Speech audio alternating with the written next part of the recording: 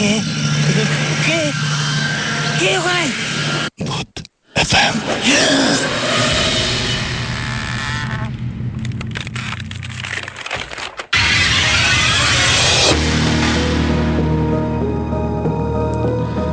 শুনছেন সবসময় রেডিও ফুটের সাথে আছে রাসেল এবং চলছে ভূত এফএম। এবং ভূত এফএম আপনাদের সবাইকে আবার থেকেই শুনেছি এই গল্পটা।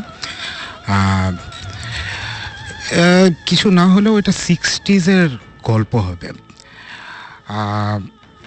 আমার বাবা তখন ইয়েতে একটা জার্মান কোম্পানিতে কাজ করতেন, ওটার নাম ছিল হচ্ছে গিয়ে ডিম্যাগ, এবং তারা পারাদ্বীপ পোর্ট, যেটা ইন্ডিয়ার উড়িষ্যাতে একখানা মোহনার পাশে একদম আপনার ইয়েতে যেটা সমুদ্রের ওখানে, তারা একটা স্টিল প্ল্যান্ট ওখানে কনস্ট্রাক্ট করতে যায় আর কি। তো ফিজিবিলিটি রিপোর্টে এইসব জিনিসপত্রগুলো আমার বাবা তৈরি করছিলেন, তাই জন্য ওনার ওখানেই থাকতে হতো।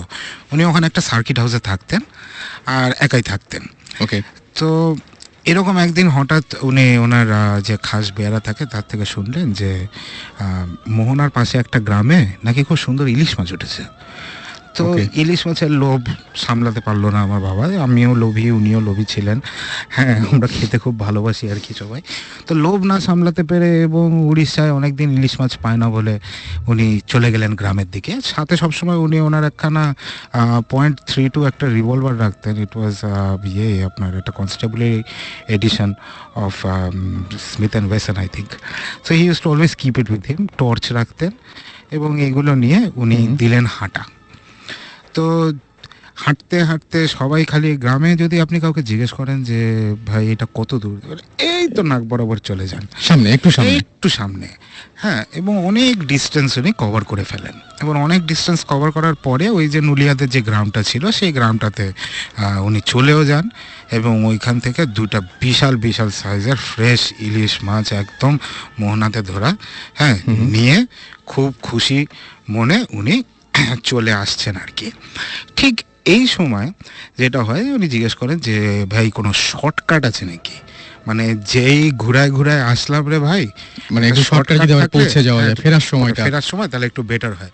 প্রায় তো এখন দুপুর হয়ে গেছে, কিছুক্ষণ পর বিকাল হবে। বলে স্যার আপনি তো শুধু শুধু এত ঘুরে ঘুরে আসছেন, এটা একটা সোজা রাস্তা আছে বিচের ওপর দিক দিয়ে। বলে ওকে ফাইন। তো আমার বাবা বিচের ওপর দিক দিয়ে দুইটা ইলিশ মাছ কাঁধে নিয়ে হাঁটতে শুরু করলেন আর কি। তো যাচ্ছেন কিছুটা দূর গিয়ে হঠাৎ দেখে যে এক মহিলা বিচের উপরে দাঁড়ানো। মহিলার পরনে কিছু নেই, লম্বা চুল, ভীষণ সুন্দরী। এবং সেই মহিলা হাতটা বার করে দিলেন সামনে এরকম করে যে আমাকে ইলিশ মাছ দে। ওকে, কিন্তু কিচ্ছু বলছে না। আমার বাবা মনে করে যে এটা নিশ্চয়ই কোনো একটা পাগলি ঠাগলি কিছু একটা হবে, এই সর এখান থেকে সর। সে সরে না, সে সাথে সাথে আসে এবং মাঝে মধ্যেই হাত বাড়ায় দিতেছে যে এই ইলিশ মাছটা তার চাই, এই ইলিশ মাছটা চাই। এবং আমার বাবা একটু স্পিড বাড়ায় দেন। পাগলি পেছন পেছন দেখা যাচ্ছে স্পিড শুধু বাড়াচ্ছে না, সে আরো লম্বা লম্বা স্টেপ ফেলে সামনে চলে গিয়ে আবার হাত পাতে। এই সময় আমার বাবা একটুখানি স্লাইটলি ভয় পেয়েছেন, খুব স্বাভাবিক মানে। এবং উনি যেটা করেন সেটা একটা ডাবের খোলা বা কিছু একটা জাতীয় জিনিস, উঠে উনি প্রথমে ভয় দেখান।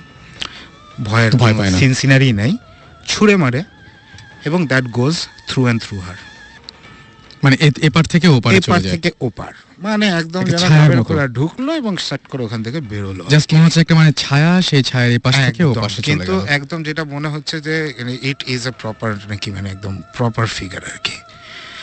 এইবার তো বাবা বেশ ভয় পেয়েছেন। উনি স্পিড শুধু বাড়াননি, এবার উনি দৌড়াচ্ছেন। এই যে প্রেতনি, সেও দৌড়াতে দৌড়াতে সামনে চলে এসে বারবার হাত পাতে, ইলিশ মাছ তার চাই। আমার বাবা এবার একটুখানি নাচ্ছর বান্ধা হয়েছে, ইলিশ মাছ আমি দিব না। সে একবার ফায়ারও করেছে, কিচ্ছু হয়নি তাতে। সে দৌড়াচ্ছে ইলিশ মাছ নিয়ে এবং দৌড়াতে দৌড়াতে সার্কিট হাউসের পাশে একটা বন বিবির মন্দির ছিল। বন বিবি হচ্ছে গিয়ে একটা ভিলেজ ডেটি, স্পেশালি এটা সুন্দরবনের দিকে এবং আরও যেখানে বন আছে, ইউজুয়ালি ফরেস্ট আছে, সেখানে সবাই বন বিবিকে প্রে করে আর কি। তো বন বিবির একটা মন্দির ছিল এবং ওখানে যে প্রিস্ট ছিল, সেই প্রিস্টের সাথে আমার বাবার একটুখানি চেনা জানা হয়ে গেছিল আর কি। তো সে সার্কিট হাউসের দিকে না দৌড়ে সে মন্দিরের দিকে দৌড়ানো শুরু করে, বন বিবির মন্দিরের দিকে। এবং দৌড়াতে দৌড়াতে সে চিৎকার করতে শুরু করে, প্রিস্টকে ডাকে যে এই আমার পিছনে কিছু একটা পড়েছে, হ্যাঁ আসেন আমার পিছনে কিছু একটা পড়েছেন, বাঁচান। প্রিস্ট আবার ওখান থেকে ইনস্ট্রাকশন দেয় যে দেখেন সামনে একখানা বড় একটা গাড্ডা আছে, গাড্ডার উপর দিক দিয়ে লাফ দেবেন, আপনার কাছে কিছু কয়েন থাকলে ওটার মধ্যে ফালা দিবেন, হ্যাঁ দিয়ে আর তাকাবেন না ওইদিকে, হ্যাঁ আপনি হাঁটা দিবেন, আমি আসতেছি। তো আমার বাবা লাফ দেয় গাড্ডার উপরে, কয়েনও ফেলে, ইলিশ মাছ ফেলে না এখনো পর্যন্ত, ইলিশ মাছ ছাড়েনি, হ্যাঁ একেই বলে হচ্ছে গিয়ে মাছে ভাতে ভাঙালি, আমি ইলিশ মাছ ছাড়বো না আমার। এবং সে লাফ দিয়ে ওখানে ঘুরে যায়। তারপরে সে টার্ন করে দেখে যে প্রিস্টটা খুব উঁচু স্বরে, হ্যাঁ মহিলাকে বলছে, মানে উড়িয়া ভাষা ইনফ্যাক্ট, যে তুমি যাও এখান থেকে, কেন এখানে পেছনে পড়েছো, যাও চলে যাও এখান থেকে, দিয়ে দিয়েছে তো যাও। তারপরে দেখা যায় যে মহিলা চলে যায়। আচ্ছা, তারপরে প্রিস্ট বলে যে দেখুন এটা খুব একটা প্যাথেটিক স্টোরি, 100 বছর আগেকার ঘটনা, যখন নীল চাষ হতো এই এলাকাতে, এক নীল সাহেব বেসিক্যালি এই জমিদারের মেয়ে তাকে উঠিয়ে নিয়ে গেছিল। অবভিয়াসলি সব জিনিসের পরে তাকে ফেলেও দেওয়া হয় আর কি, অ্যান্ড মার্ডার্ড। তারপরে থেকে এই মেয়েটির স্পিরিটটা এখানে ঘুরে বেড়ায়, এবং সে আগেও যেটা করেছে is she preys on people, men, এবং তাদের সাথে নাকি সবসময় থাকে, ইনভিজিবল টু এভরিওয়ান, সবার কাছে একদম ইনভিজিবল, খালি যাকে হন্ট করছে তার কাছে ভিজিবল, এবং আস্তে আস্তে করে নাকি তার সব এনার্জিগুলোকে সব সাক আউট করে নেয়। আচ্ছা, আস্তে আস্তে করে করে, এবং মানুষ মনে করে যে লোকটার মাথা খারাপ হয়ে গেছে, পাগল, হ্যাঁ সবাই তাকে পাগল খানার মধ্যে ফেলে দেয়। আলটিমেটলি একদিন এই মানুষটা মারা যায়, and she moves on to another host, একটু প্যারাসাইটিক টাইপ অফ বুঝতে পারছি, গোস্ট আর কি। এবং সাধারণত মনে হয় তারাই ফিরে আসে বারবার, যারা একটু অতৃপ্ত হয়ে পৃথিবী থেকে এবং যায়। এদেরকে বলে একটা ফেরতনি। আচ্ছা, এবং আরেকটা জিনিস আমি এখানে শুনেছিলাম, একটা নতুন টার্ম ফেরতনি, এবং আমি যারা ফিরে আসে। আচ্ছা, এদিকে বলে ফেরতনি। হ্যাঁ ফেরতনি, আসলে বেসিক্যালি এটা হচ্ছে গিয়ে যে পেতনি বা প্রেতনি, ওইটারই একটুখানি কি বলবো আর কি, আঞ্চলিক করা আর কি, ফেরতনি যারা ফিরে আসে। এবং আমি শুনেছি যে অবস্থায়, মানে অনেকের আছে এরকম যে অবস্থায় মারা যায় সেই পোশাকে সেইভাবে, হয় দেখা গেল যে কাউকে হত্যা করা হয়েছিল এরকম একটা অবস্থায়, যে জায়গাটায় শরীরে কাটা সেই অবস্থায় ফিরে আসে। অনেকে আবার নাকি এরকম শুনেছি যে দেখা যায় যে অন্য কোনো ভাবে আসে, বা যার যেটা অভাব ছিল বা অতৃপ্ত ছিল, দেখা গেল যে কেউ ইলিশ মাছ না খেতে পেয়ে মারা গেছে, হাতে একটা ইলিশ নিয়ে ঘুরে বেড়াচ্ছে, এরকম হয় আমি শুনেছি যে এই ব্যাপারগুলো। এবং সুমন ভাই কি বলেন এটার ব্যাপারে? আজকে তো আর বেশি টাইম নাই সুমন ভাই, সেহরি টাইম তো হয়ে যাচ্ছে প্রায়। জাস্ট একটা কথা বলে নিই, তারপরে নেক্সট এপিসোডে তো সুমন ভাই থাকছেন না। সো সুমন ভাই কেন থাকছেন না, এটা একটু যদি সবার সাথে বলে যান, যাতে আমরা কোনো বাজিক সিচুয়েশন না ফেস করি, যে সুমন ভাই কই, হোয়াট হ্যাপেন টু হিম, হ্যান দেন একটু বলেন। ওকে, হ্যাঁ, নেক্সট এপিসোডে সাকিব যেটা বললো থাকবো না।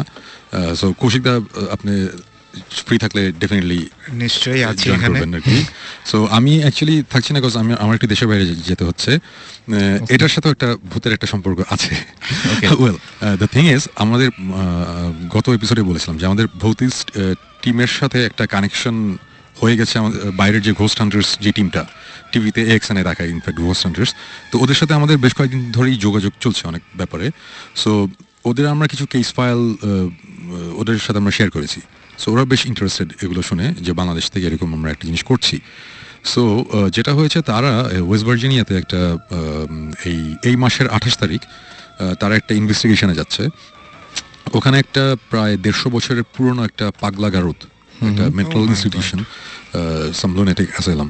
সো ওখানে ইন্টারেস্টিং হবে। হ্যাঁ, এবং ওখানে নাকি মানে শয়ে মানুষ মারা গেছে, মানে যারা পেশেন্ট ছিল 100-র উপরে মানুষ মারা গেছে, এবং তারপরে এত বেশি ডেথ রেট এত হাই হয়ে গেছিল যে ওটা বন্ধ করে দেওয়া হয়। এখন ওখানে অনেকেই যায়, সবাই বলে যে এটা জায়গাটা খুব হন্টেড, অনেকেই এটা দেখতে যায়। সো এইটা ইনভেস্টিগেট করতে ঘোস্ট হান্টার্স নেক্সট 28-তে, এই মাসের 28-তে তারা যাচ্ছে এটা ইনভেস্টিগেট করতে। এবং আমরা ভৌতিস টিম বেশ লাকি যে আমরা একটা ইনভিটেশন পেয়েছি। সো অন বিহাফ অফ ভৌতিস টিম আমি যাচ্ছি এবং ওদের সাথে ওই ইনভেস্টিগেশনে যাব। সো আই হোপ একটা মজার কোন একটা এক্সপিরিয়েন্স হবে। Wish you all the best. হ্যাঁ, যেই এক্সপিরিয়েন্সই হোক ডেফিনেটলি আমি যখন ওখান থেকে ব্যাক করব আমরা সেটা তারপরে share তো আপনি করবেন। ডেফিনেটলি আমরা ওটা শেয়ার করবো এবং কি হলো না হলো ওটা নিয়ে আমরা আলাপ করব। সো এই কারণে আমরা নেক্সট 2 এপিসোডে আমি থাকছি না। সাকিব কিছু বলো।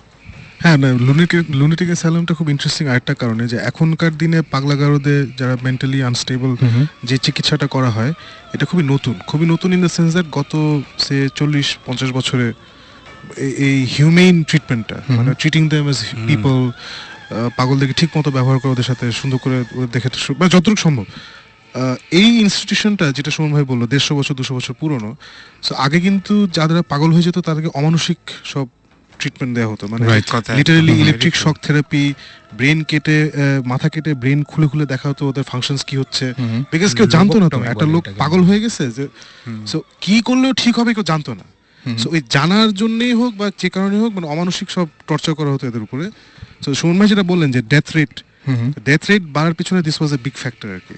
ওকে, it's not just natural death. বুঝতে পেরেছি, মানে ওইভাবে যে কষ্ট পেয়েই মারা গেছে। ইয়েস, সো এর জন্য এটাই just I just wanted to add. Okay, তো আমার মনে হয় যে আর কোনো গল্প তো আজকে আমরা শুনছি কি? না, আজকে আর কোনো গল্প নাই। Okay. আমাদের টাইমও প্রায় শেষ হওয়ার আগে আমি জাস্ট ছোট্ট একটা ঘটনা বলি। শিওর। সেটা হচ্ছে ধানমন্ডি 27 নম্বরে হুম একটা বাসা আছে, একটা অ্যাপার্টমেন্ট কমপ্লেক্স আছে। হুম নাম্বার আমি বলতে পারছি না স্বাভাবিকভাবেই, বাট আপনারা যদি কখনো ধানমন্ডি 27 নম্বর রোড দিয়ে যান রাত্রেবেলা, দুই পাশের বাসাগুলো অ্যাপার্টমেন্ট বিল্ডিংগুলো একটু খেয়াল করবেন। ওকে, একটা অ্যাপার্টমেন্ট বিল্ডিংয়ে বড় জোর 6টা কি 7টা লাইট জ্বলে, 6টা কি 7টা রুমের লাইট জ্বলে অ্যাপার্টমেন্টটা অনেক Okay. বড়। ওইখানে মনে করেন যে অ্যাটলিস্ট 30টার মতন অ্যাপার্টমেন্ট রয়েছে মানে কমপ্লেক্সটার মধ্যে, বাট আপনারা 6টা 7টার বেশি লাইট দেখবেন না। সন্ধ্যার পর থেকে। রাইট, দেখবেন না। এর কারণ হচ্ছে ওই 6টা 7টা বা 10-12টা অ্যাপার্টমেন্ট ছাড়া বাকিগুলোতে কেউ থাকতে পারে না। এবং এটা কিন্তু একটা সত্যি ঘটনা, আমি নামটা বলতে পারছি না। আমরা ওখানে যেতে চেয়েছিলাম, আমাদের ঢুকতে দেওয়া হয়নি সঙ্গত কারণে, সবাই চায় না এটা জানো। বাট আপনারা এটা একটু খেয়াল করবেন, তাহলে আপনারা বুঝতে পারবেন। আপনারা জাস্ট 27 নম্বর রোড দিয়ে রাত্রিবেলা যাওয়ার সময় দুই সাইডে একটু খেয়াল করবেন, কয়েকদিন করলে আপনারা ডিটেক্ট করতে পারবেন এটা কোন অ্যাপার্টমেন্ট এবং এই জিনিসটা ওখানে হয়। এটাই হচ্ছে একটা ছোট্ট গল্প। এনিওয়েজ, সো আমরা এই ছোট্ট গল্পটা দিয়ে ছোট্ট করে আজকে ইতি টানতে হচ্ছে আমাদেরকে। এবং আমার মনে হয় যে আবারও আগামী শুক্রবার আমরা ঠিক একদম মানে কি বলবো যে 11:59 আপনাদের সামনে হাজির হয়ে যাব। থ্যাংক ইউ কৌশিক দা আমাদেরকে চমৎকার কিছু গল্প বলার জন্য, এবং ভৌতিস টিমকে তো থ্যাংক ইউ জানাচ্ছি। আর সেই সাথে শেষ করছি, এবং শেষ করার আগে আমরা যে গানটা শুনতে চাই সেটি হচ্ছে rainbow in the dark by Dio. And আমার মনে হয় যে আজকে রাত্রেবেলা কেউ প্লিজ ভয় পেন না, আমাদের যা শুনলেন এখন একটু চেষ্টা করুন ঘুমাতে যাবার, এবং যে কোনো ধরনের যদি ঘুমাতে গিয়েও কোনো